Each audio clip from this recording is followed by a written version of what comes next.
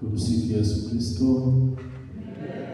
Pamoja na salama, utaratibu wa kushiriki misa takatifu, kwamba tunaposhiriki misa takatifu nini kinaanza mpaka tunahitimisha misa takatifu. Mwanzo kabisa tunaanza na maandamano na wimbo wa mwanzo. Maandamano na wimbo wa mwanzo. Na tunapoanza maandamano na wimbo wa mwanzo, tunakuwa tumesimama na tunaimba kwa shangwe. Ili kwa sote tupo hapa kanisani ni kusanyiko moja. Tunasimama pamoja, tunaimba kwa shangwe. Tutakuwa sote tupo katika kusanyiko moja la familia. Na hii inachukua mfano wa Yesu alipoingia Yerusalemu. Yesu alipoingia Yerusalemu aliingia kwa shangwe. Ndio maana tunafanya maandamano yale mfano wa Yesu ambaye anaingia Yerusalemu. Kisoma Injili ya Luka ile sura ya 11 aya ya kwanza hadi ya 11. Muona Yesu aliingia Yerusalemu. Hayo ni sehemu ya maandamano. Sehemu ya pili inakuwa ni maamkizi kwa hatari na watu. Padri anapokuja kwa maandamano daima anapanda hatari, na anapopanda hatari anaigusu hatari. Tunaita maamkizi. Anaigusu hatari, alama ya kushiriki nguvu. Ile ni alama ya kushiriki nguvu na upendo wa Kristo, akidhihirisha kuwa mwadhimisha pale anapoigusu ile hatari. Yeye anadhihirisha kuwa mwadhimishi ni Kristo mwenyewe. Mwadhimishi ni Kristo mwenyewe. Ndio maana anaigusu hatari na kushiriki nguvu ya upendo wa Kristo, akidhihirisha kwamba mwadhimishi ni Kristo mwenyewe. Alafu pamoja na padri tunasema tunafanya ishara ya msalaba. Na tunafanya ishara ya msalaba. Ile ishara ya msalaba ni kwamba tunafanya ishara ya msalaba. Ile ishara ya msalaba tunajibariki. Kila mmoja anajibariki na kukumbuka tu kwamba sisi ni mali ya Mungu.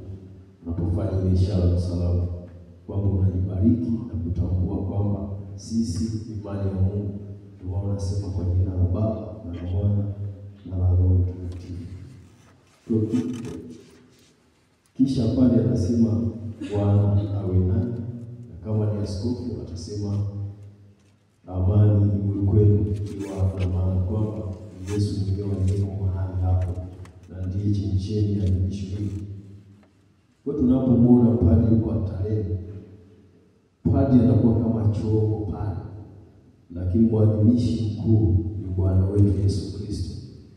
Padri anatumika kama chombo, lakini mwadhimishi mkuu ni Bwana wetu Yesu Kristo.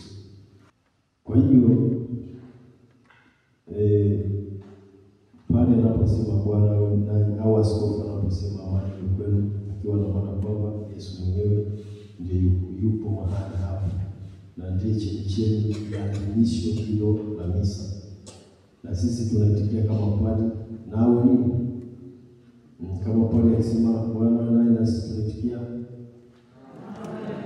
nawe roho. Na kama ni askofu akisema amani iwe kwenu, na iwe rohoni mwako, akiwa kama askofu. Kwa ili kujipatia nguvu na ulinzi wa Bwana katika huduma iliyo nzito sana adhimisho. Ikishatoka maamkizi kwa hatari na watu, kinachofuata jambo la tatu ni mwaliko wa toba. Jambo la tatu linakuwa ni mwaliko wa toba. Kwa hiyo sote tunasali na kuungamia.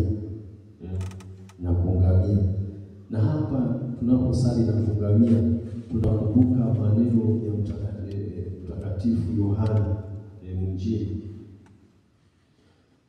katika barua yake, waraka ule wa kwanza kwa Yohana, ile sura ya kwanza ya 8, anasema kwamba akisema maneno haya yanatunyenyekesha katika magoti. Sababu yani maana anasema kwamba tukisema hatuna dhambi tunajidanganya wenyewe. Kisoma ile barua ya kwanza ya Yohana kwa watu wote, ile sura ya kwanza aya 8.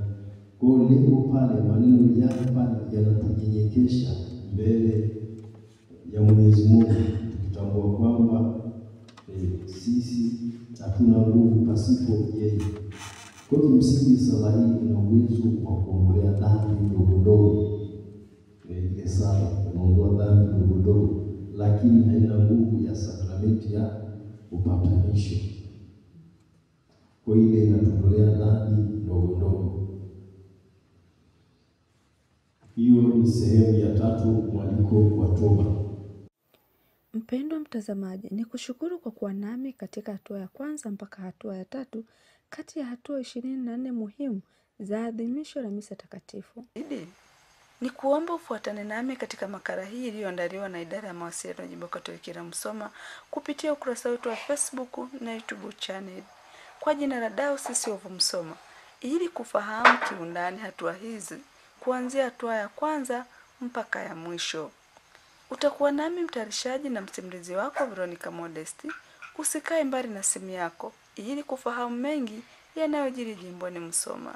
Idara ya mawasiliano Jimbo Katoliki la Musoma, habari na uinjilishaji.